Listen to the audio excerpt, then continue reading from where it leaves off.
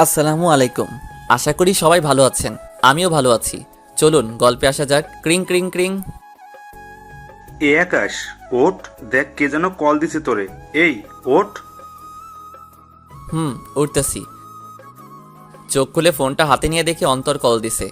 ঘুম ঘুম চোখে কলটা রিসিভ করলাম। ওই শালা কয়টা বাজে, কলেজে আসবি না? আসবো তো। এত তারা কিসের? আর কয়টা বাজে? ভাইয়া কষ্ট করে টাইমটা নিজে একটু দেখে নিন কয়টা বাজে। স্যার কিন্তু 9:30-এ যাইতে বলছিল। ফোনের স্ক্রিনের দিকে তাকাই দেখি 10:09 বাজে। ওইতেই তো সালা। এখন কল দিলি কেন? না দিলেই পারতি। ভাই ভুল হইয়া গেছে, মাফ কইরা দেন ভাই। ওই শোন বল। ভাই, কলেজের কি খবর? তোর কপাল ভালো, স্যার এখনো আসে নাই, বলেছে 10:20-তে আসবে। ওকে দোস্ত, তুই কলেজে 5 মিনিট অপেক্ষা কর, আমি 10 মিনিটের মধ্যে আসতেছি। ভালো হইলি না। আচ্ছা তাড়াতাড়ি আয় ভাই। ওকে ওকে। লাফ দিয়ে বিছানা থেকে উঠলাম, দৌড়াইলাম ওয়াশরুমের দিকে। কোনো রকমে চোখে মুখে পানি দিয়া প্যান্ট শার্ট পরে রেডি হয়ে কলেজের দিকে যাইতেছি। চলেন পরিচয় পর্বটা সেরে নেই এখন। আমি আকাশ মাহমুদ। আমাদের পরিবারে বাবা মা, আমরা 2 ভাই, আর আমার ছোট কিউট কিউট 2টা বোন আছে। আমি বাবা মায়ের 2 মাত্র সন্তান, মানে মেজো ছেলে। আমি এখন ইঞ্জিনিয়ারিং পড়তেছি, ফরিদপুর পলিটেকনিক ইনস্টিটিউট। আর যার সাথে এতক্ষণ কথা বললাম তিনি হচ্ছেন আমার জিগরা দোস্ত অন্তর। আর ফোন করে কলেজে ডাকার কারণ হচ্ছে আজকে কলেজে প্র্যাকটিক্যাল পরীক্ষা আছে, তার জন্য। আমার আরও একটা ফ্রেন্ড আছে, নাম এনামুল। আমরা একসাথেই লেখাপড়া করি। পরিচয় দিতে দিতে কলেজে চলে আসলাম। ক্লাসের সামনে দাঁড়ায় আছি আর ভাবতেছি, স্যার আজকে যাই বলুক না কেন সব হজম করে নিব। আল্লাহর নাম নিয়ে স্যারকে বললাম, স্যার আসবো? কে তুমি? স্যার আমি আকাশ, চিনতে পারতেছেন না? জি বাবা, আমি আপনাকে খুব ভালো করে চিনতে পারছি। তা বাবা, আপনার আগমনের সময় কোনো সমস্যা হয়নি তো? না স্যার, কিছুই হয় নাই। তোর আসতে এত লেট হলো কেন? বোঝাই যাইতেছে স্যার অনেক রেগে আছেন। আসলে স্যার ম্যাসের একজন বন্ধু খুবই অসুস্থ হয়ে পড়ে, সেই জন্য আমি তাকে ডক্টরের কাছে নিয়ে গেছিলাম। সরি স্যার লেট করে আসার জন্য। আর এমনটা হবে না। আচ্ছা ঠিক আছে, এইবারের মতো মাফ করলাম। যা, খাতা নিয়ে পরীক্ষা শুরু কর। আমিও কথা মতো খাতার একটা পেজ নিয়ে অন্তরের পাশে গিয়ে বসলাম। ওই শালা তুই মিথ্যা বললি কেন? তুই তো ঘুমাইতেছিলি। আরে বেটা, বুঝলি না?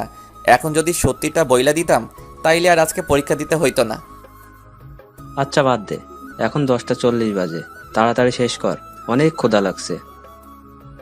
ওকে ওকে। তারপরে পরীক্ষা শেষ করে আমি অন্তর আর এনামুল ক্যান্টিনে গিয়ে পেট ভোজন করে আসলাম। এখন ক্যাম্পাসে বসে আছি। আজকে অনেক আড্ডা দেব, কারণ হচ্ছে আজকে আমাদের সেমিস্টারের লাস্ট পরীক্ষা। তো আড্ডা দিতে দিতে দুপুর 2টা বেজে গেছে। এমন সময় আমার ফোনে বেজে উঠল আর্টসেলের অনিকেত প্রান্তরের মিউজিক রিংটং। হাতে নিয়ে দেখে আম্মু কল দিছে। কল ধরে, হ্যালো আম্মু। তারপরে আম্মুর কথা শুনে আমি তো পুরাই অবাক হয়ে গেলাম। তার থেকে একটু বেশি খুশি হলাম, কারণ আসসালামু আলাইকুম আম্মু, কেমন আছেন? আমি ভালো আছি বাবা, তুই কেমন আছিস? হ্যাঁ আম্মু, আমিও ভালো আছি। কি করতেছিস? পরীক্ষার কি খবর? আম্মু আজকে পরীক্ষা শেষ হলো, তাই এখন আমি অন্তরা রেনামুল কলেজ ক্যাম্পাসে বসে আড্ডা দিতেছি। ওহ ভালো। তা শুন, একটা খবর দেওয়ার জন্য কল দিছি। একটু টেনশনে পড়লাম। আমাকে আমার কিসের খবর দেবে আম্মু? কি হয়েছে আম্মু? কোনো খারাপ খবর নাকি? তোমার কিছু হয়েছে নাকি আব্বুর কিছু হয়েছে? আরে পাগল ছেলে, আমাদের কিছু হয় নাই, আমরা সবাই ভালো আছি। ওহ, আল্লাহ বাঁচালে। তা বলো আম্মু, কিসের খবর? আসলে আমরা তোর ভাইয়ের বিয়ে ঠিক করছি, সামনের সপ্তাহে বিয়ে। তুই একটা কাজ কর, তোদের যেহেতু পরীক্ষা শেষ, তাহলে তুই অন্তর আর এনামুলরে নিয়ে বাড়িতে চলে আয়। মনে মনে আমি একটু অবাক হলাম। ভাইয়ার বিয়ে, কিন্তু ভাইয়ার তো গার্লফ্রেন্ড আছে। কই, আবার অন্য মেয়ের সাথে তো বিয়ে ঠিক করে নাই তো। তাই সব ভেবে আম্মুকে বললাম, আম্মু ওদের না হয় নিয়ে আসলাম, কিন্তু ভাইয়ার বিয়ে কার সাথে দিয়েছ? আমার বান্ধবীর মেয়ের সাথে। আল্লাহ, আজকে ভাইয়া নিশ্চিত সুইসাইড করবে, কারণ ভাইয়া সুমি আপুকে অনেক ভালোবাসে, আর আপুও। আল্লাহ জানে এখন কি হবে। তা না হয় বুঝলাম, কিন্তু আম্মু ভাইয়া কি রাজি এই বিয়েতে? ও রাজি। ও, তাহলে তো সব ঠিকই আছে। আচ্ছা আম্মু, আমরা কালকে চলে আসব। আচ্ছা ঠিক আছে, সাবধানে আসিস। আচ্ছা আম্মু, ভালো থাকো। কল কাটার পরে অন্তর আর এনামুল একসাথেই বকে উঠল, কিরে কিসের বিয়ের কথা বললি রে? আরে ভাইয়ার বিয়ের সামনের সপ্তাহে। তাই নাকি? এ তো ভালো খবর। সত্যি অনেক ভালো একটা খবর। তুই একটা ভাবি পাবি, কত মজা করবি। জানি না রে, ভাইয়া তো সুমি আপুকে ভালোবাসতো, কি জানি কি হইল। তাহলে ভাইয়ার কার সাথে বিয়ে হইতেছে? আম্মুর এক বান্ধবীর মেয়ের সাথে। ও, আচ্ছা শোন, আমাদের তো সেমিস্টার শেষ হয়ে গেছে আর তোদের হাতেও কোনো কাজ নেই, তাহলে চল আমাদের বাসায়, আম্মু যেতে বলছে তোদের। সেটা না হয় বুঝলাম, কিন্তু বাসায় বলতে হবে তো। তুই ঠিকই বলছিস। আরে চাপ নিস না, আমি আছি তো। ঠিকই বলেছিস। আচ্ছা বাসায় তুই একটু বলে দে, তাহলে আর কিছু বলবে না। তুই বলে দে। আচ্ছা আচ্ছা ঠিক আছে, দে ফোন দে। তারপর ওদের বাসায় রাজি করালাম। এখন তাহলে বাসায় যাওয়া যাক নাকি? আবার সবকিছু তো রেডি করতে হবে। চল তাহলে। বাসায় এসে একটু রেস্ট নিয়ে গোসল করে খাওয়া দাওয়া করে ব্যাগ প্যাক করে রাখলাম, সকালেই যেতে হবে। এখন একটু ফেসবুকে ঢোকা যাক। তারপর রাতে খেয়ে ঘুমিয়ে পড়লাম। সকালে ঘুম থেকে উঠে ফ্রেশ হয়ে রেডি হলাম বন্ধুদের বাসার দিকে। তার আগে একটা কল দিয়ে নেই। ক্রিং ক্রিং। কিরে কি করিস? এই তো রেডি হয়ে তোদের বাসার দিকে যাইতেছি। তোরা রেডি তো? রেডি, একটু বাকি আছে। আচ্ছা আসতেছি, তাড়াতাড়ি রেডি হয়ে নে। এনামুল কি করে? ও রেডি হয়ে বসে আছে। আচ্ছা আসতেছি। তারপরে ওদের নিয়ে বাসে উঠলাম। গন্তব্য আমাদের বাসা। প্রায় 4 ঘন্টা জার্নির পরে বাসায় পৌঁছালাম। বাসার সামনে গিয়ে কলিং বেল বাজাতেই আম্মু এসে দরজা খুলে দিল। কেমন আছিস আব্বু? কেমন শুকিয়ে গেছিস? ঠিকমতো খাওয়া দাওয়া করিস না নাকি? আম্মু আমি অনেক ভালো আছি, আর আমি মোটেও শুকাই নাই, বরং একটু মোটাই হয়ে গেছি। আচ্ছা আম্মু তুমি কেমন আছো? আমিও ভালো আছি।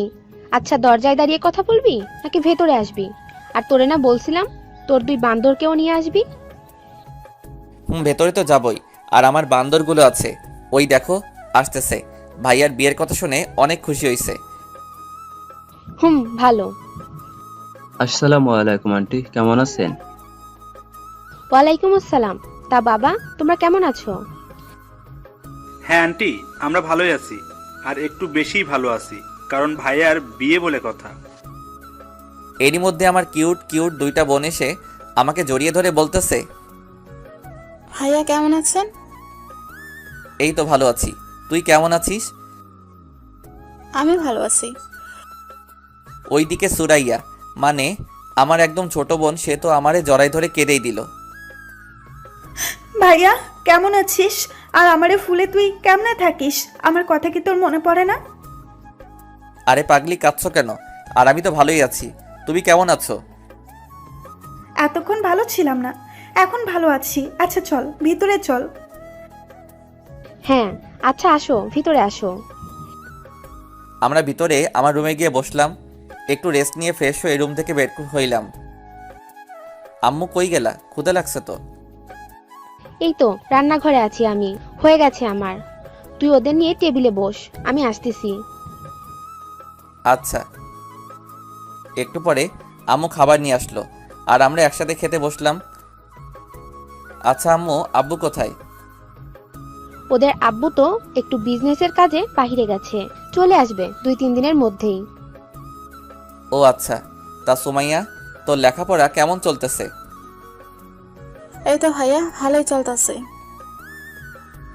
ভালো করে পড়িস, আর মাত্র কয়েক মাস বাকি এসএসসির পরীক্ষার। আচ্ছা ভাইয়া। তা সুরাইয়া, আপনার কি খবর বুড়ি? ওই আমারে বুড়ি বলবি না, বলে দিলাম। আর আমার পড়া অনেক ভালো, সুমাইয়ার থেকেও। না রে ভাইয়া, ওর পড়ালেখা একদমই ভালো না। এই বছর একটা ফেল করেছিল। স্যার আমার চেনে, তাই স্যারের বললে পরের ক্লাসে উঠাই দিছি। ভাইয়া মিথ্যা কথা, আমি অনেক ভালো। ও মিথ্যা কথা বলতেছে। আমি মাত্র একটা বিষয় ফেল করছি। আচ্ছা আচ্ছা, কানতে হবে না। আমি তো জানি আমার বুড়িটা অনেক ভালো ছাত্রী। সে মাত্র একটা বিষয় ফেল করেছে, কিছুই হবে না, সামনের বার সে সবগুলাই পাশ করবে। এইবার তো 2তে অনেক ভালো করবা, তাই না? ভাইয়া। হুম, আচ্ছা। ওই তোরা খা, কথা কম বল। তারপরে খেয়ে আমরা রুমে আসলাম। বিকেলের দিকে আমরা ঘুরতে বের হলাম। আমার কিছু এলাকার বন্ধুর সাথে বসে আড্ডা দিয়ে রাত 10টায় বাসায় আসলাম। তারপরে খাওয়া দাওয়া করে ঘুম দিলাম। এইভাবে 3 দিন পার করলাম। এর মধ্যে ভাইয়ারে কল করে বাসায় নিয়ে আসা হলো। ভাইয়া ঢাকা একটা সফটওয়্যার কোম্পানিতে চাকরি করে। দেখতে দেখতে গায়ে হলুদের দিন চলে আসলো। সন্ধ্যায় ভাইয়ার গায়ে হলুদের সময় একটা মেয়ের দিকে চোখ পড়ল। একটা হলুদ কালারের শাড়ি পরে আমার দিকে আসতেছে। মেয়েরে দেখে ছোট্ট করে একটু ক্রাশ খেলাম। হলুদ শাড়িতে যা লাগছে না, মনে হচ্ছে প্রথম দেখাতেই ভালোবেসে ফেললাম। আমার সামনে এসে সোজা আমার মুখে হলুদ মাখাই দিল। আমিও কম যাই কিসে, আমিও হলুদ নিয়ে ওরে দিলাম মাখিয়ে, আবার আমারে দিল। এবার আমি দিয়ে দৌড় দিলাম। এসে সুমাইয়ার পেছনে দিয়ে যাইতেছিলাম। সুমাইয়া এসে সামনে এসে দাঁড়াইলো। সুমাইয়াও হলুদ মাখিয়ে দিল। তখনই ওই মেয়েটা আমার সামনে চলে আসছে। আর মেয়েটার সামনে আসতেই সুমাইয়া বলল, আরে মিথিলা, তোর এই অবস্থা হলে কি করে? এই যে আপনার ভাইয়ার জন্য। ওহ ভাইয়া, আপনারা তো বলাই হয় নাই। এর নাম মিথিলা, আমার বেস্টু। ও, ইনি তাহলে তোর বেস্টু? জি ভাইয়া। তো ভাইয়া কেমন আছেন? ভালো আছি। তুমি কেমন আছো? আমিও ভালোই আছি। তো ভাইয়া, আপনার বড় ফেয়ার তো হয়ে গেল, আপনার কবে হবে? হবে, সময় হলেই হবে। কি, আপনার এখনো সময় হয় নাই?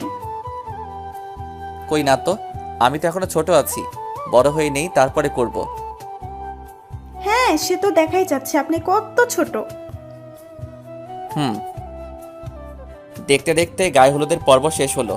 রাত 10টায় আমি, ভাইয়া আর আমার 2 বান্দর মিলে ছাদে গেলাম গল্প করার জন্য। ছাদে চেয়ারে কিছুক্ষণ নীরবতা পালন করলাম। একটু পরে ভাইয়া বলতে শুরু করলো, আকাশ ভাই, আমারে বাঁচা। আমি এই বিয়ে করতেই পারবো না। তুই তো সুমির বিষয়ে জানিস, ওরে ছাড়া আমি বাঁচতেই পারবো না। তুই কিছু একটা কর ভাই। ভাইয়া আমারে বলতেছো কেন? আম্মুকে বলতে পারো নাই কেন? ভয় বলতে পারে নাই। প্লিজ ভাই, তুই কিছু একটা কর, আমারে বাঁচা। আর তুই যদি কিছু না করিস, তাহলে আমি এখন বলতেছি, আমি আজকে রাত্রে সুইসাইড করব। কি বলতেছো ভাইয়া? তুমি কি পাগল হয়ে গেছো? আমি পাগল হয়ে গেছি। সুমিরে ছাড়া আমি আর কাউকেই ভাবতে পারি না। আচ্ছা ঠিক আছে, আমি কিছু একটা করতেছি, তারপরেও পাগলামো করো না।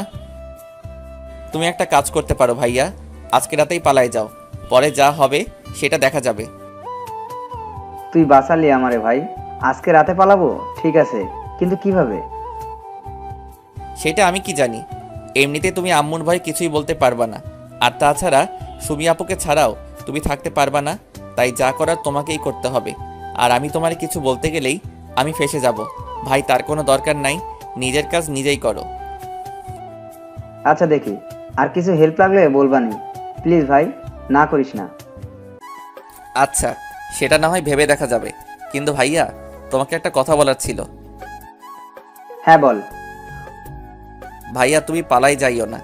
আম্মুর তোমার উপর অনেক বিশ্বাস। প্লিজ ভাইয়া, সেটা তুমি নষ্ট করো না, তাহলে আম্মু অনেক কষ্ট পাবে।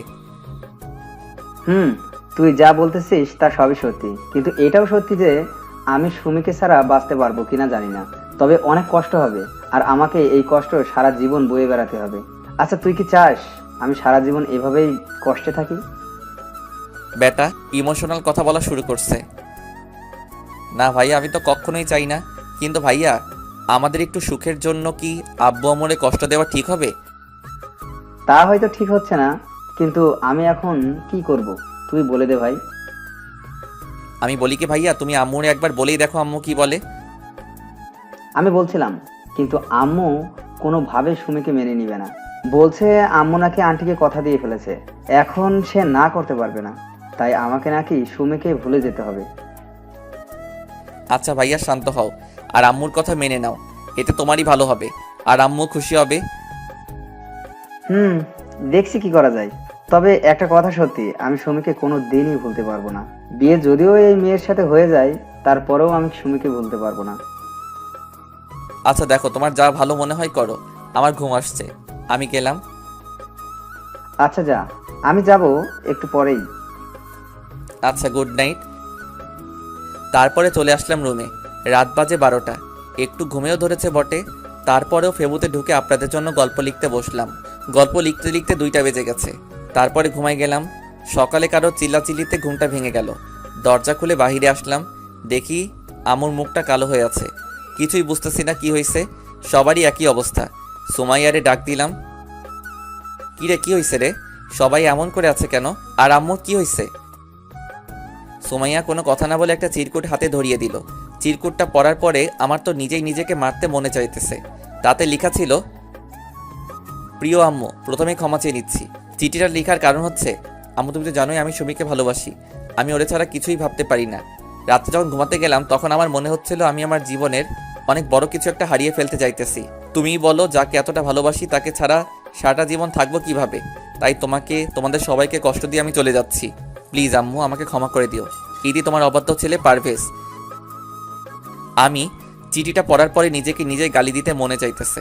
শালার, কালকে যদি আমি ভাইয়াকে মজা করে না বলতাম পালিয়ে যাওয়ার কথা, তাহলে আর আজকে এই দিন দেখতে হইতো না। এখন কি করি আমি? আম্মু যদি জানতে পারে যে এই কাজের জন্য আমি দায়ী, তাহলে আমার জীবন শেষ। আল্লাহ আমারে রক্ষা করো। এর মধ্যে আন্টির বাসায় বলে দেওয়া হয়েছে যে ভাইয়া পালাইছে। ওইদিকে তো আম্মুকে আন্টি সেই রকম ঝাড়তেছে। একটু পরে আম্মুকে দেখলাম উঠে রুমের দিকে গেল। আমি আর এখন কি করব, তাই অন্তর আর এনামুল্লের নিয়ে ছাদে গেলাম ব্রাশ করতে করতে।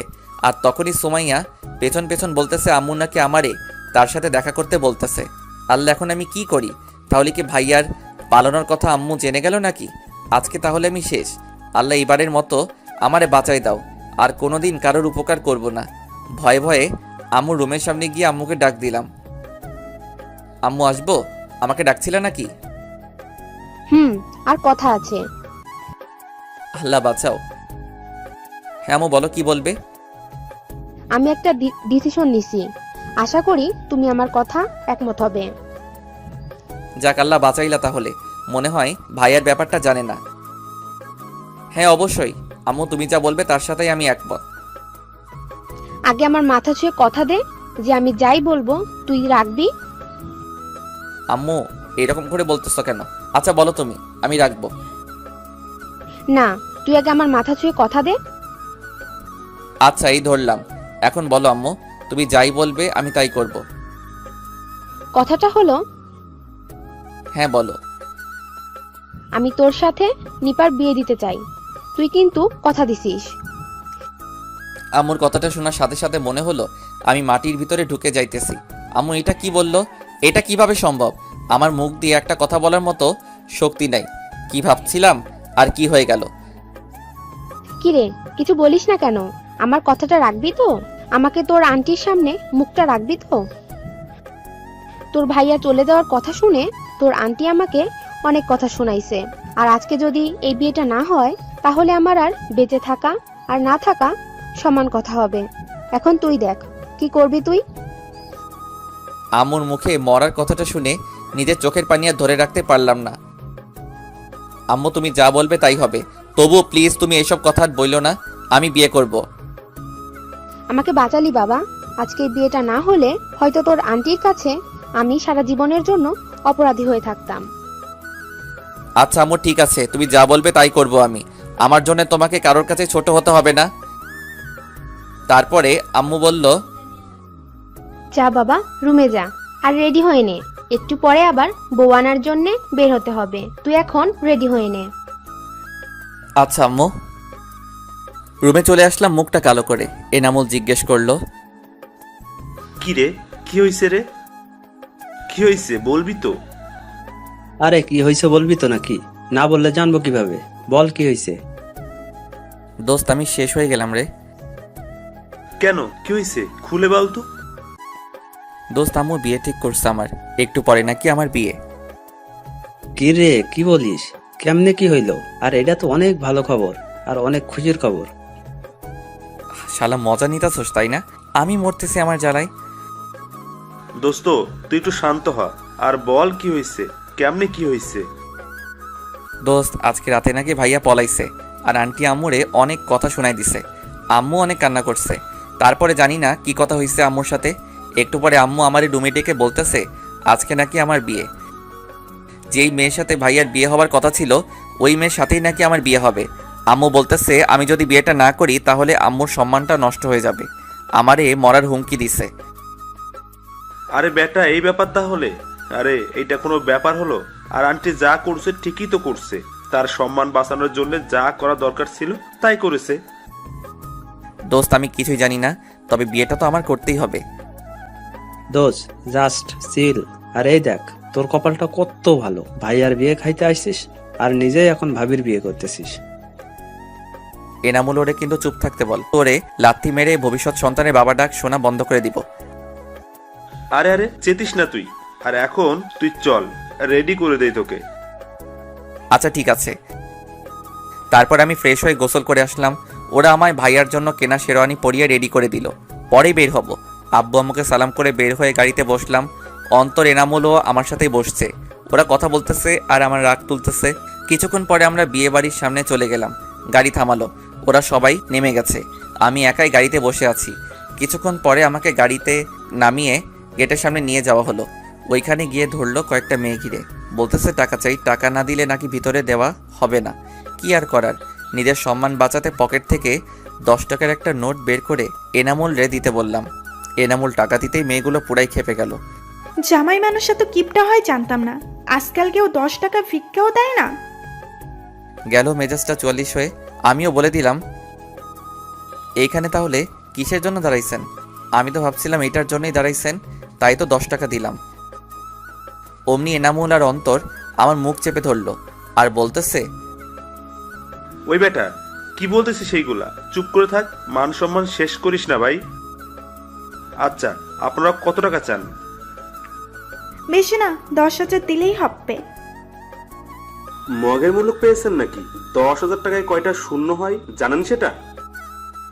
ওই মিস্টার, 10,000 টাকার 1 টাকা কম হলেও কিন্তু বউ নিতে দেব না।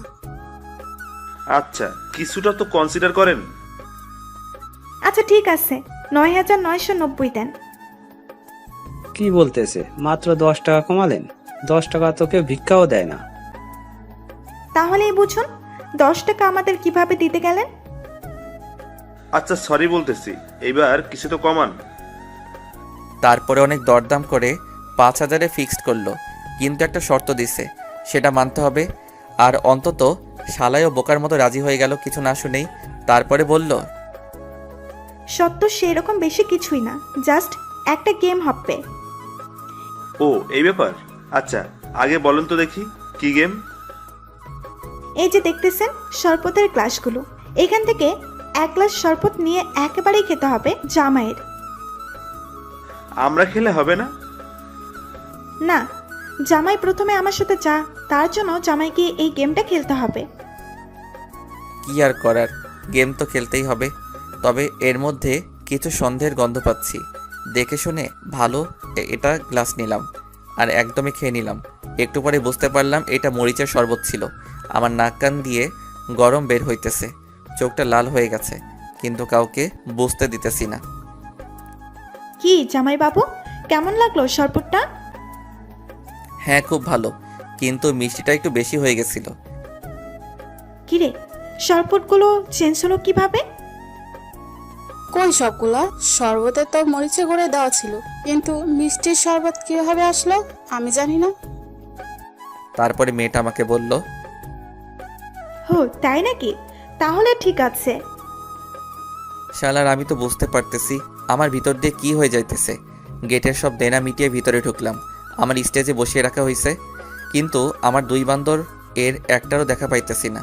হয় মেয়ে পটানোতে ব্যস্ত, যাই হোক অনেকক্ষণ বসে থেকে মাজা ব্যথা হয়ে গেল। কি আর করার, বসে তো থাকতেই হবে। ওদেরকে ডেকে এনে ওদের সাথে আড্ডা দিলাম কতক্ষণ। তারপরে কাজী আসলেন আর বিয়ের কাজ সম্পন্ন করলেন। শ্বশুর বাড়িতে বিয়ের সকল ফর্মালিটিস মেনে এখন বিদায়ের সময় হয়ে গেল। মেয়েরা যে এত কান্না করতে পারে, আমার বিয়ে না করলে হয়তো জানতেই পারতাম না।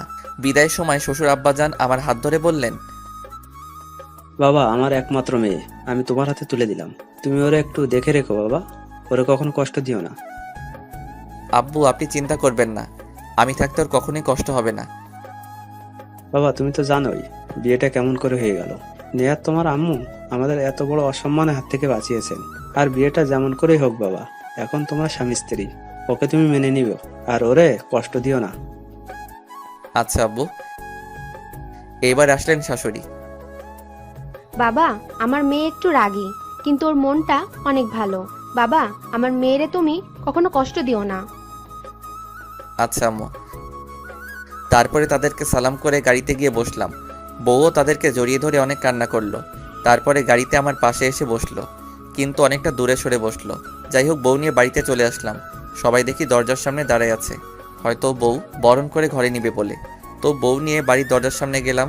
এ কি, সবাই তো দেখি বউ নিয়ে ব্যস্ত, আমার কোনো নামগন্ধ নাই এখানে। তোর কি বিয়েই করলাম, এখন নিজের দাম কমে গেল। যাই হোক, বরণ করা শেষ করে বউকে নিয়ে আমার রুমে গেল। আমি আর কি করব, অধম। আকাশ ছাদে গিয়ে উপরের আকাশ পানে চেয়ে আছে। কিছুক্ষণ পরে হারামিগুলো আসলো, আর এসেই, দোস্ত কেমন আছিস? মজা নিতেছিস? দোস্ত দেখ, আজকে তুই ভাবি বিয়ে করে ফেললি। শালা ঠিক করে বল, তোর ভাবি বিয়ে করছি নাকি আমার ভাবি? ওই হলো একই কথা, তুই আমার ভাবিরেও বিয়ে করছিস, আবার আমার ভাবিরেও বিয়ে করছিস। এনামুল দোস্ত, ওরে চুপ করতে বল, আমি কিন্তু ওরে ছাদ থেকে ফেলে দিব। দোস্ত, চেতিস না তুই, ও তো আর খারাপ কিছুই বলে নাই, সত্যি কথাই তো বলতেছে। এনামুল্লাহ শালা, তুইও ওর হয়ে কথা বলতেছিস? আচ্ছা আচ্ছা, ঠিক আছে দোস্ত, যা হার হয়ে গেছে, এখন আর এসব ভেবে কোনো লাভ নাই। হুম। দোস্ত টিট দিবি না? হ, তোরে অনেক বড় করে ট্রিট দিব। একবার কলেজে যাইয়া নেই, অনেক বড় একটা ট্রিট দিব।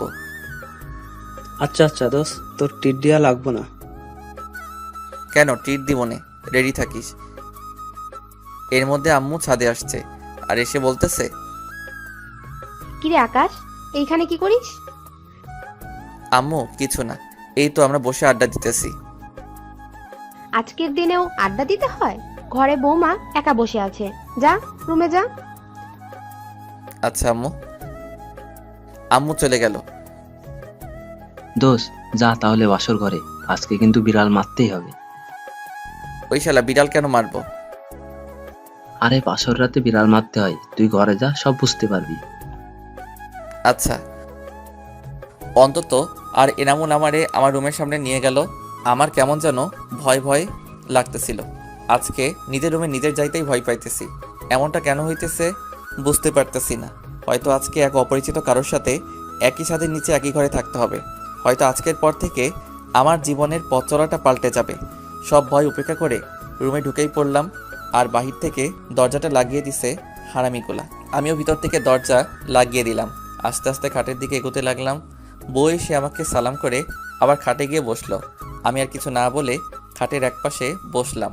তখনই নিপা, বউয়ের নাম আগেই হয়তো বলেছিলাম, বলতে শুরু করলো, কেন করলেন আপনারা আমার সাথে এমনটা? কি বলতেছেন? আমি তো কিছুই করি না। হ্যাঁ, আপনি কিছুই করেন নাই, কিন্তু আপনারাই তো এসব করছেন। কেন আমার সাথেই কেন? দেখুন, যা হয়েছে সব ভাইয়ের জন্য হয়েছে।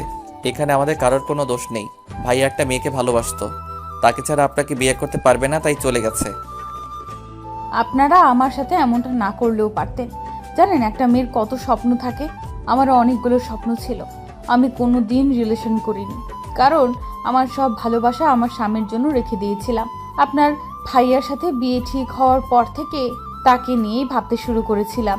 অত এক মুহূর্তেও সব এলোমেলো করে দিল। যাই হোক, যা হওয়ার হয়ে গেছে। তবে আমার কিছু কথা আছে, আশা করি আমার কথাগুলো মেনে নেবেন। হ্যাঁ বলুন। আমি এখনো আপনাকে স্বামী হিসেবে মেনে নিতে পারি নাই। হয়তো কোনো মেয়ের পক্ষেই এত তাড়াতাড়ি মেনে নেওয়া সম্ভব না, তাই আমার কিছুদিন সময় চাই। আশা করি আমি না বলা পর্যন্ত আমার কাছে আসার চেষ্টা করবেন না।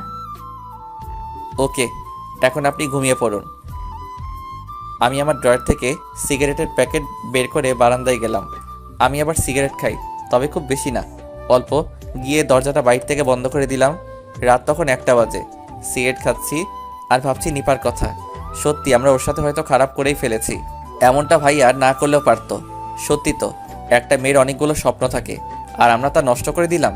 হ্যাঁ, আমাকে ওর কথাগুলো মানতেই হবে। ও যতদিন নিজ ইচ্ছায় না বলবে, ততদিন আমি ওরে টাচ করব না। অনেকক্ষণ বসে থেকে কেমন ঘুম ঘুম পাচ্ছে। এইদিকে সিগারেটও শেষ, যাই গিয়ে ঘুমিয়ে পড়ি। রুমে ঢুকতে দেখলাম নিপা ঘুমিয়ে আছে। ওর চুলগুলো ফ্যানের বাতাসে উড়ে একবার মুখে পড়ছে, আবার সরে যাচ্ছে। ঘুমন্ত অবস্থায় একটা মেয়েকে এতটা সুন্দর লাগে আমার আগে জানা ছিল না। আমি এক ধ্যানে চেয়ে আছি। মন চাইছে একবার গিয়ে ওর চুলগুলো ছুঁয়ে দেই, একবার ওর নরম ঠোঁটগুলো ছুঁয়ে দেই, কিন্তু না, আমি তো এইটা করতেই পারি না। ও নিজেই বারণ করছে। যাই হোক, অনেকক্ষণ এইভাবে দাঁড়িয়ে থেকে ভাবলাম এখন আমি কোথায় ঘুমাই। একই খাটে ঘুমাইতে গেলে রাতে হয়তো টাচ লেগে যেতে পারে, তার থেকে ভালো আমি সোফায় ঘুমাই। যেই ভাবা সেই কাজ, সোফায় ঘুমিয়ে পড়লাম। সকালে ঘুম ভাঙলো কারোর ডাকে। চোখ খুলে দেখি নিপা ডাকতেছে। হয়তো মাত্রই গোসল করছে। চুল থেকে পানি টপ টপ করে পড়তেছে, মুখেও কিছুটা পানির ফোঁটা লেগে আছে। এক নজরেই তাকিয়ে আছি ওর দিকে। এ যেন এক নেশার মতো কাজ করছে। সব কিছুই আমার এলোমেলো হয়ে যাচ্ছে। আমার নেশা কাটলো নিপার ডাকে। এই যে কি হলো, ডাকছি শুনতে পাচ্ছেন না? কি হলো, কথা বলছেন না কেন? হ্যাঁ হ্যাঁ, কি কি হলো, কতক্ষণ ধরে ডাকতেছি, শুনেন নাই নাকি? হ্যাঁ না মানে না। হ্যাঁ কি না শুরু করছেন? উঠেন, আম্মু ডাকতেছে, খেতে যাওয়ার জন্য বলতেছে। ও হ্যাঁ, আচ্ছা আপনি নিচে যান, আমি ফ্রেশ হয়ে আসতেছি। আচ্ছা। আমি চলে গেলাম ওয়াশরুমে। ফ্রেশ হচ্ছি আর ভাবতেছি কি আছে ওর মাঝে। যখনই দেখাই কেমন যেন হয়ে যায় আমি। ফ্রেশ হয়ে বের হয়ে দেখি নিপা দাঁড়িয়ে আছে। আমি বললাম, কি হলো, আপনি নিচে যান নাই? না, ভাবলাম একসাথেই যাই। আমি আগে গেলে আবার কি না কি ভাববে।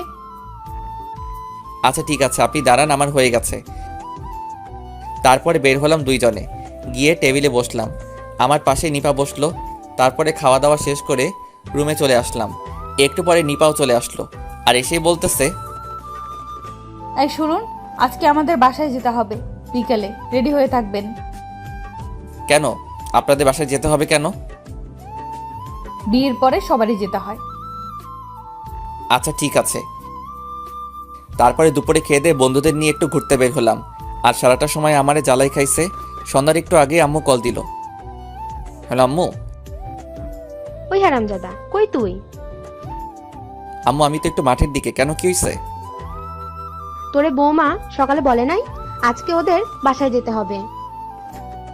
আম্মু ভুলে গেছি। তাড়াতাড়ি বাসায় আয়, তোর শ্বশুর আসছে। আচ্ছা আম্মু। ফোনটা রেখে ওদেরকে নিয়ে বাসায় চলে গেলাম।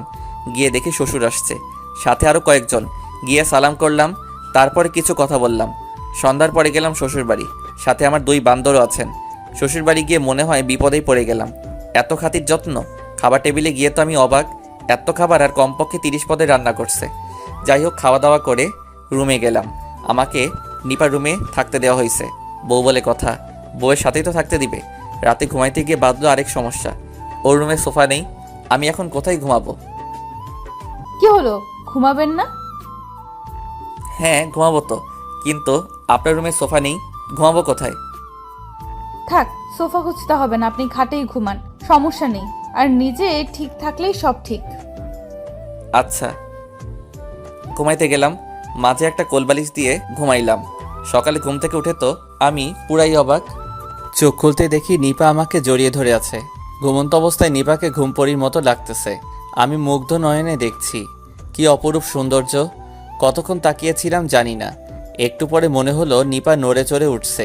নিপা চোখ খুলতেই আমাকে ওর দিকে তাকিয়ে থাকতে দেখে কিছুটা লজ্জায় পড়ে গেল। সরি, আমি আসলে বুঝতে পারিনি। It's okay. তারপরে ফ্রেশ হতে গেলাম। ফ্রেশ হয়ে এসে রুমে বসে আছি। এমন সময় নিপা আসলো রুমে আর বলল খেতে ডাকে আম্মু। আমিও চলে গেলাম খেতে। খাওয়া দাওয়া করে আবার রুমে চলে আসলাম। একটু পরে কিছু শালিকা আসলো। রুমে এসেই বলতেছে, কি দুলা ভাই, রাত কেমন কাটলো আমাদের আপুর সাথে? আরে সেটা দুলাভাইকে দেখেই বোঝা যাচ্ছে, রাতটা ফাটাফাটি কাটছে। কি দুলাভাই, ঠিক বললাম তো? হ্যাঁ একদম ঠিক বলছো।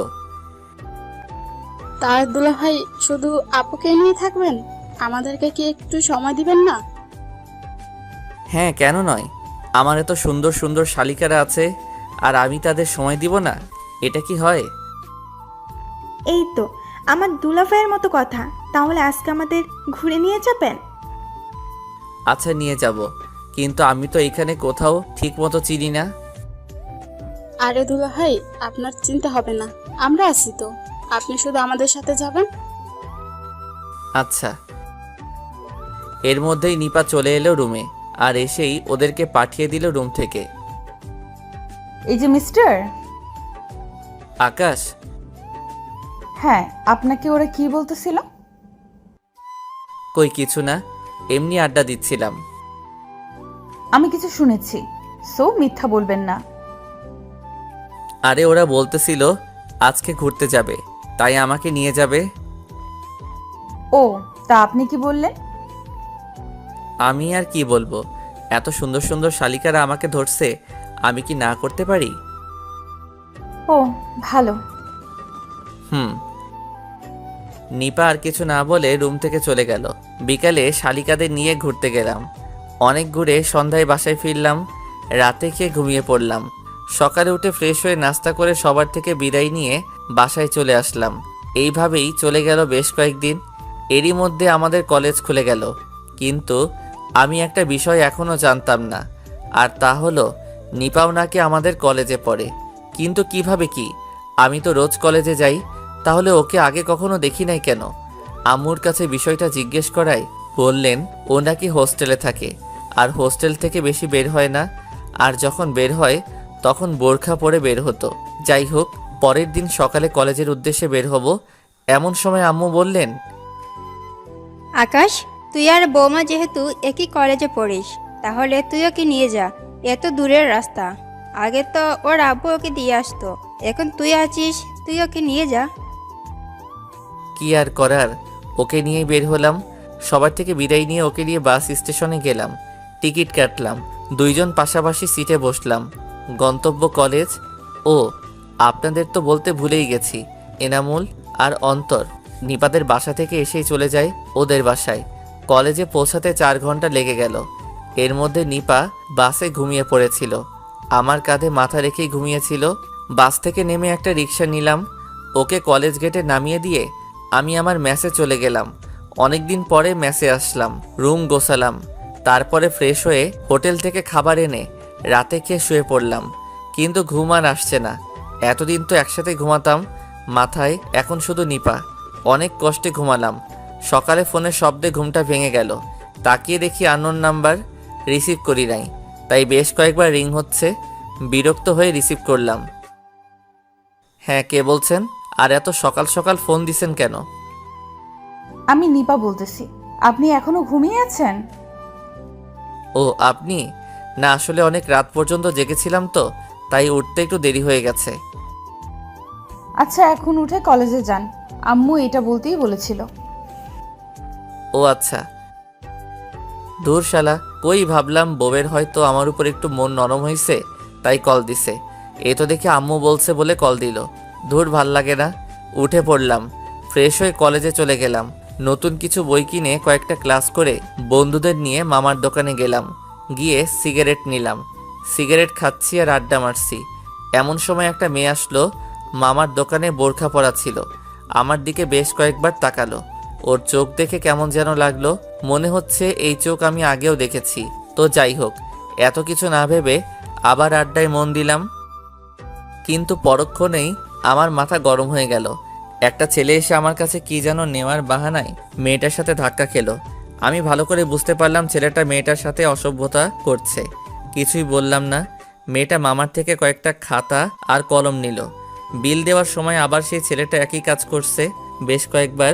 এমন করায় মেয়েটা রেগে আমার দিকে তাকালো আর ছেলেটাকে বলতে লাগলো, সমস্যা কি আপনার? এইভাবে অসভ্যতা করছেন কেন? অসভ্যতার কি দেখলে? আপনি আমাকে ধাক্কা দিচ্ছেন কেন? সেটা আমার ব্যাপার, তোমার কি? এইবার আমার মাথা পুরাই গরম হয়ে গেল।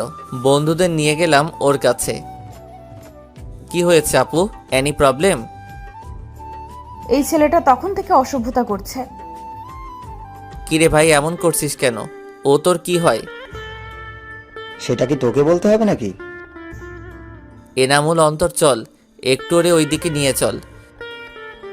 ওরা ছেলেটাকে ধরে নিয়ে গেল আর আমি, আচ্ছা আপু, কোনো সমস্যা নেই, আপনি যান। আর মামা, ওনার কি লাগে জলদি দিয়ে দাও। আচ্ছা মামা। দেখলাম মেয়েটা আমার দিকে কেমন ভরসার চোখে তাকালো আর বলল ধন্যবাদ, কিন্তু মেয়েটার কণ্ঠ আমার কেমন যেন পরিচিত পরিচিত লাগছিল। আমি আর কিছু না ভেবেই চলে আসলাম ছেলেটাকে বুঝাইতে। আসলে কলেজে আমাদের একটা গ্যাং আছে। গ্যাং বললে কেমন যেন শোনায়। আসলে আমরা ক্লাসের বেশ কয়েকটা বন্ধু আছি যারা সব সময় এক হয়ে কাজ করি আর সব খারাপের বিরুদ্ধে কাজ করি। আর আমার সব বন্ধুগুলো ওইখানেই স্থানীয়, তাই আমরা চলি অন্যরকম পাওয়ারে। কেউ কিছু বলতেও পারে না, সবাই অবশ্য ভালো কাজের জন্য সম্মান করে। যাই হোক, ছেলেটাকে উদুম কেলিয়ে ছেড়ে দিলাম আর বললাম নেক্সট টাইম এমন যদি দেখি তাহলে এর থেকেও বেশি থেরাপি দিব।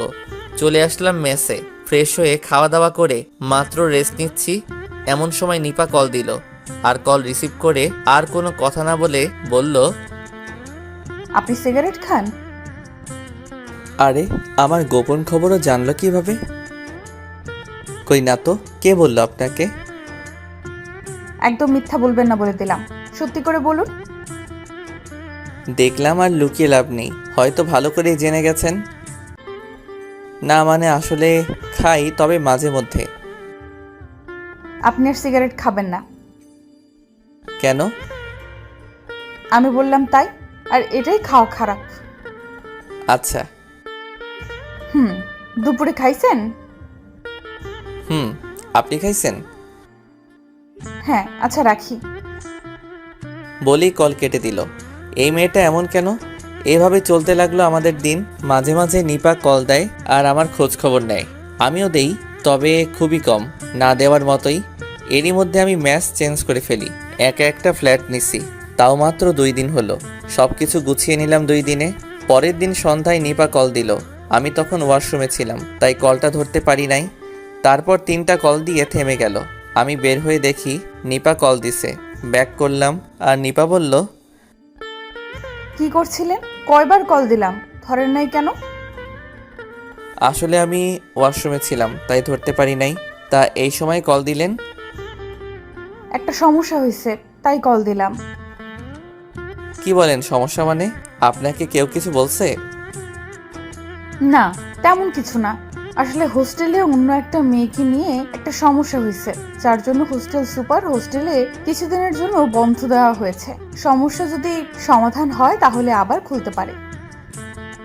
ও, তাহলে তো অনেক বড় সমস্যাই হলো। আচ্ছা, এখন কি করবেন? কিছুদিনের জন্য কি বাসা থেকে ঘুরে আসবেন? না, কলেজে অনেক ইম্পর্টেন্ট ক্লাস হচ্ছে, এমন সময়ে ক্লাস মিস দেওয়া ঠিক হবে না। ও তাও তো। আচ্ছা, এখন কি করা যায়? মনে মনে ভাবতেছি একবার আমার এইখানে থাকার কথাটা বলেই দেখি কি বলে। পরক্ষণে আবার ভাবলাম না থাক, আবার উল্টাপাল্টা কিছু মনে করে যদি, তাই আর বললাম না। কিন্তু আমাকে অবাক করে নিপা বলল, আচ্ছা একটা কথা বলতাম, যদি আপনার সমস্যা না হতো। আরে বলুন। যদি কিছু মনে না করেন তাহলে কি আমি আপনার কাছে কিছুদিনের জন্য থাকতে পারি? আরে কি বলছেন? আমার সমস্যা হবে কেন? আপনার যখন মন চাইবে আপনি তখন আসবেন। না মানে স্যার আজকে সকালে বলছিল আজকের মধ্যেই সবাই হোস্টেল খালি করতে। আমিও অন্য জায়গায় ব্যবস্থা করতে চাইছিলাম, কিন্তু পারি নাই, তাই আপনাকে কল করলাম। আপনার যদি সমস্যা না হয় তাহলে আমাকে একটু হোস্টেল থেকে নিয়ে যাবেন। আচ্ছা, আপনি টেনশন নিয়েন না, আপনি 10 মিনিট দাঁড়ান, আমি আসতেছি। তারপরে ফোন রেখে প্যান্ট শার্ট পরে 15 মিনিটের মধ্যে একটা রিক্সা নিয়ে চলে গেলাম হোস্টেলের সামনে। গিয়ে দেখি নিপা ব্যাগ নিয়ে দাঁড়িয়ে আছে হোস্টেলের সামনে। আমি রিক্সা থেকে নেমে, সরি একটু লেট হয়ে গেল। আচ্ছা সমস্যা নেই, তাহলে চলুন। আমি ব্যাগগুলো নিয়ে রিক্সায় রাখলাম আর নিপাকেও রিক্সায় তুললাম। রিক্সায় বসে নিপা বলল, আচ্ছা আপনার কোনো সমস্যা হবে না তো? আমার আবার কি সমস্যা হবে? না মানে তারপরেও। না, আমার মোটেও কোনো সমস্যা হবে না। আচ্ছা ঠিক আছে তাহলে। চলে আসলাম আমার বাসার সামনে। রিক্সায় বিল মিটিয়ে নিপাকে নিয়ে আমার ফ্ল্যাটে চলে আসলাম। অবশ্য ফ্ল্যাটটা 2 রকমের, তাই কোনো সমস্যা হলো না। ও এক রুমে আর আমি অন্য রুমে থাকার ব্যবস্থা হলো। রাতে খাওয়ার মতো কিছুই নেই, রান্না করতে আলসেমি লাগে, তাই নিজে খুব একটা রান্না করি না, হোটেল থেকে খেয়ে আসি। তাই এখন নিপাকে বললাম, আচ্ছা, আপনি তো রাতে মনে হয় কিছু খান নাই। আপনি রুমে থাকেন, আমি আসতেছি। কোথায় যাবেন? নিচে যাচ্ছি কিছু খাবার আনতে। ও আচ্ছা, তাড়াতাড়ি আসবেন। আমার কেমন যেন ভয় ভয় লাগছে। আচ্ছা, 5 মিনিটের মধ্যে চলে আসবো। আচ্ছা। চলে গেলাম নিচে। রেস্টুরেন্ট থেকে 2 প্যাকেট বিরিয়ানি নিয়ে আসলাম। রুমে ঢুকতেই নিপা কিছুটা ভয় পেয়ে গেল। আমাকে দেখে মনে হলো কিছুটা স্বস্তির নিঃশ্বাস ফেললো। কি হয়েছে, ভয় পেয়েছেন নাকি? কিছুটা। আরে ভয়ের কিছুই নেই, আমার এই ফ্ল্যাটে কেউ আসবে না। হুম আপনি ফ্রেশ হয়েছেন? হুম আচ্ছা, তাহলে আপনি বসুন, আমি আসতেছি। চলে গেলাম কিচেনে। 2টো প্লেট ধুয়ে সাথে পানি নিয়ে খেতে বসলাম। খাওয়া শেষ করে নিপার রুমে ঘুমাইতে দিলাম।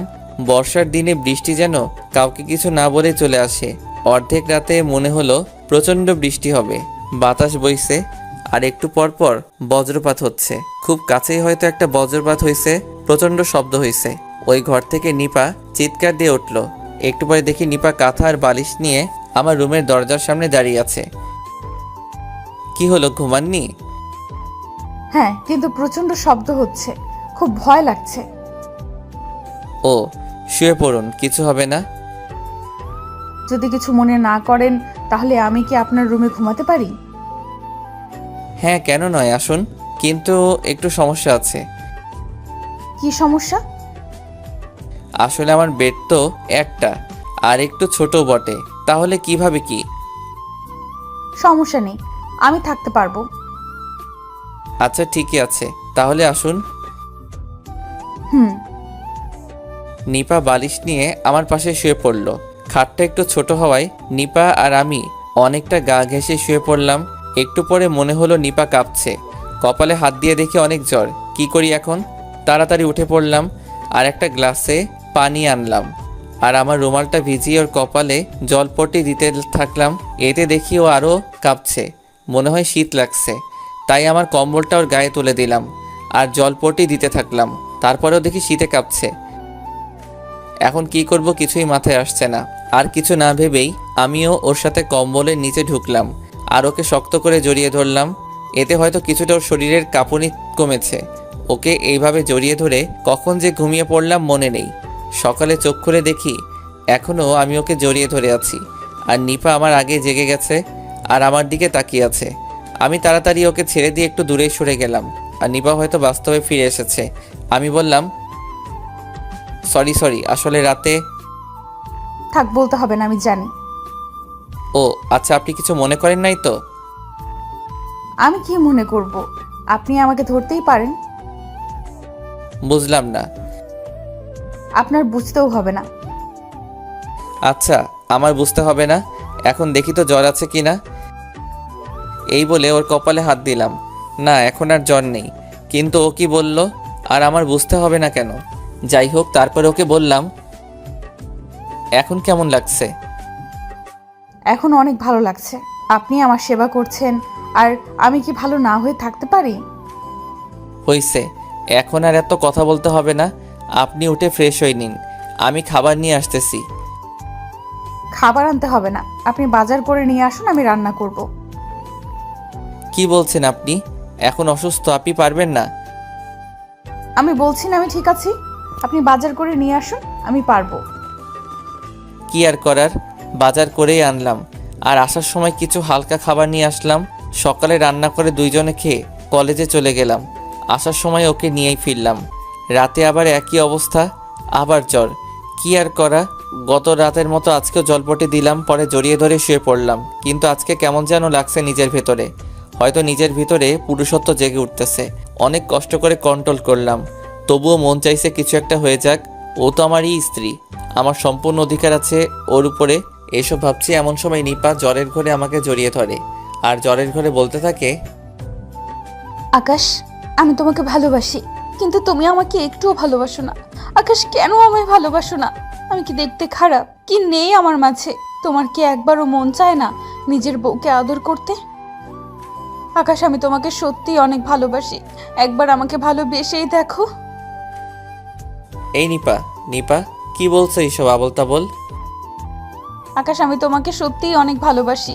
প্লিজ আমাকে একটু আদর করো, একটু ভালোবাসো আমায়। এই বলে নিপা আমাকে আরো জোরে ঝাপটে ধরে আর এতটা কাছে চলে আসে যে আমি ওর হার্টবিট এর প্রতিটা ধ্বনি শুনতে পাচ্ছি। ওর ঠোঁট আমার ঠোঁটের এতটাই কাছে যে গরম নিঃশ্বাস আমার মুখে এসে পড়ছে। হঠাৎ আমার ঠোঁটে নরম কিছু একটা স্পর্শ পেলাম। বুঝতে আর বাকি রইল না এটা নিপার ঠোঁট। তারপরে ওকে সরিয়ে দেওয়ার চেষ্টা করলাম, কিন্তু ও এমনভাবে জড়িয়ে ধরে আছে যে আমি এক চুল পরিমাণ সরতে পারছি না। এইদিকে আমার ঠোঁটের সামনে কিস করেই চলেছে। নিজেকে আর আটকে রাখতে পারলাম না, আমিও রেসপন্স করতে শুরু করলাম। অনেকক্ষণ এইভাবে কিস করে যাচ্ছি, কিন্তু ও আমাকে ছাড়ছেই না। মনে হচ্ছে পাগল হয়ে যাচ্ছে আমি। এই প্রথম কোনো মেয়ের এতটা কাছে আসলাম আমি, আর এই প্রথম কাউকে কিস করলাম। ও পাগলের মতো কিস করে চলেছে, আমিও রেসপন্স দিয়ে চলেছি। এক পর্যায়ে ওর কপালে, ঘাড়ে, গলায়, ঠোঁটে কিস করতেছি। দেখি ওর নিঃশ্বাস ভারী হয়ে আসছে, ঘন ঘন নিঃশ্বাস নিচ্ছে। দুইজনেই অস্থির হয়ে গেছি। এক পর্যায়ে আমরা স্বামী স্ত্রীর মধুর মিলনে আবদ্ধ হলাম। রাতে ওকে জড়িয়ে ধরেই ঘুমিয়ে পড়লাম। সকালে ঘুমের মধ্যেই নিজের উপর ভারী কিছু অনুভব করলাম। মনে হলো কেউ আমার উপরে শুয়ে আছে। ঘুম ঘুম চোখে একবার চেয়ে দেখি নিপা আমার দিকে অপলক দৃষ্টিতে তাকিয়ে আছে। এখন পুরোপুরি ঘুমটা ভেঙে গেল। তাড়াতাড়ি ওকে আমার উপর থেকে নামিয়ে দিলাম। হঠাৎ রাতের কথা মনে পড়ে গেল। নিজের মধ্যে কেমন যেন অপরাধ বোধ কাজ করছে। কি করে পারলাম ওর সাথে আমি এমনটা করতে? আমি তো নিজেই ওকে বলেছিলাম আমি ওর অনুমতি ছাড়া ওকে টাচ করব না। আর আমি কিভাবে এই কাজটা করলাম? সরি। সরি কেন? না মানে কি হয়েছে? আর এইভাবে বলছো কেন? এই প্রথম আমাকে তুমি করে ডাকলো, নিজের মধ্যে কেমন যেন লাগলো। আসলে আমি সত্যি সরি কালকে রাতের ঘটনার জন্য। আমি সত্যি বলছি, আমি ইচ্ছে করে এসব করিনি। প্লিজ আমাকে ক্ষমা করে দিবেন, প্লিজ। আরে আরে, তুমি এইভাবে বলছো কেন? আর এত সরি বলতে হবে না। প্লিজ, আমি তো নিজেই একদিন তোমাকে বলেছিলাম, সরি আপনাকে বলেছিলাম আপনার অনুমতি ছাড়া আপনাকে টাচ করব না। কিন্তু সত্যি বলছি, রাতে যা হয়েছে আমি সেটা ইচ্ছে করে করিনি। আমি জানি রাতে কি হয়েছিল, আর আমি কিছুই মনে করিনি। আর এতে তোমার কোনো দোষ নেই। মানে? হ্যাঁ, আমি জানি রাতে কি হয়েছিল, আর তোমার কোনো দোষ নেই। আর যদি দোষের কথা বলেই থাকো তাহলে দোষ আমি করেছি, কারণ রাতে আমি ইচ্ছে করেই এমনটা করেছিলাম। মানে? কিন্তু কেন? এত মানে মানে করছো কেন? আর তুমি আমাকে আপনি আপনি করছো কেন? এখন থেকে তুমি করে ডাকবে, ওকে? সেটা না হয় ডাকা যাবে, কিন্তু আপনি আগে আমার কথার উত্তর দিন। আপনি ইচ্ছে করে করেছেন মানে কি? হ্যাঁ বলবো, তবে একটা শর্তে। ওকে, কি শর্ত বলুন? এখন থেকে আমাকে তুমি করে ডাকতে হবে। আচ্ছা ডাকবো, এখন আগে আমার উত্তর দিন।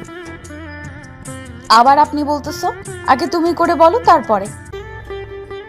ওকে ওকে, এখন তুমি বলো প্লিজ। আরে বোকা, রাতে আমি যা করেছিলাম সব ইচ্ছে করেই করেছি, যাতে তোমার আদর পাই। কিন্তু আপনি তো বলেছিলেন। হ্যাঁ আমি বলেছিলাম, তখন তোমাকে অন্যরকম মনে করতাম। এখন তোমাকে নিজের স্বামী মনে করি। আর প্রতিটা স্বামীর তার স্ত্রীর উপরে অধিকার থাকে, আর প্রতিটা স্ত্রীর তার স্বামীর উপর। আমি আমার আর তোমার অধিকার ফিরিয়ে দিলাম, আর আমিও ফিরে পেলাম। এত অবাক হওয়ার কিছুই নাই। আমরা স্বামী স্ত্রী, আমাদের মাঝে এইটা হওয়া খুবই স্বাভাবিক ব্যাপার। তাই আমি চাই আমার স্বামী আমাকে সব সময় ভালোবাসুক। তাই নাকি? গো। এতক্ষণ আমি লক্ষ্য করলাম আমার গায়ে কিছুই নেই। কিছুটা লজ্জা পেয়ে গেলাম, তাই তাড়াতাড়ি বেডের কাঁথাটা নিজের উপর দিয়ে দিলাম। কিন্তু নিপা সেটা হতে দিল না, কাঁথা টেনে নিচে নামিয়ে দিল। এই কি করছো? কাঁথা দিচ্ছ কেন? তো কি করব? দেখছো না আমার গায়ে কিছুই নেই। রাতে গায়ে দিতে মন ছিল না।